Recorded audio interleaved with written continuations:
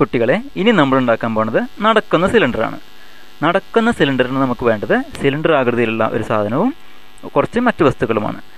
നമുക്ക് ആദ്യം 2 പിന്നെടുക്കാം. പിന്നെടുത്തിട്ട് നമ്മളിതാ ഇങ്ങനെ മടക്കി വെക്കുന്നു.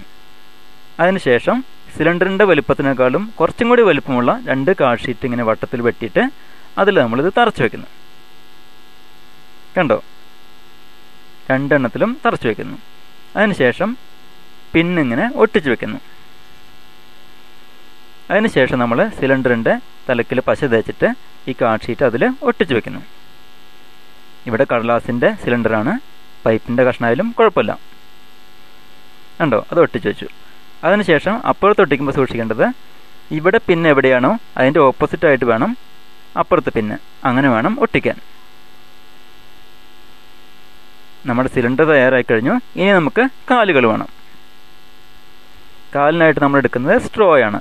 സ്ട്രോയുടെ ഒരു തലക്കിൽ ലേശം ഒന്ന് കട്ട് ചെയ്തതിന് ശേഷം നമ്മളവിടെ ഒരു കാലുണ്ടാക്കി വെക്കുന്നു. പശ തേച്ച് ഒരു കാലൊട്ടിച്ച് വെക്കുന്നു, പാദം. ഇനി നമുക്ക് ഒരു സൂചി കൊണ്ട് അതിൻ്റെ അപ്പുറത്തൊരു ഓട്ട ഉണ്ടാക്കിയിട്ട് ഈ പിന്നിൽ കടത്തി വയ്ക്കാം. നമ്മുടെ കാലുകൾ തയ്യാറായി കഴിഞ്ഞു. ഇനി ആ പിന്ന് മടക്കി വയ്ക്കാം.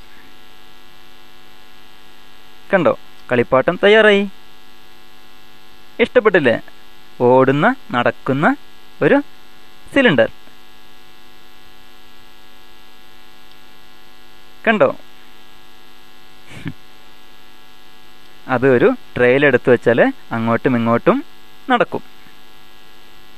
ഇഷ്ടപ്പെട്ടില്ലേ?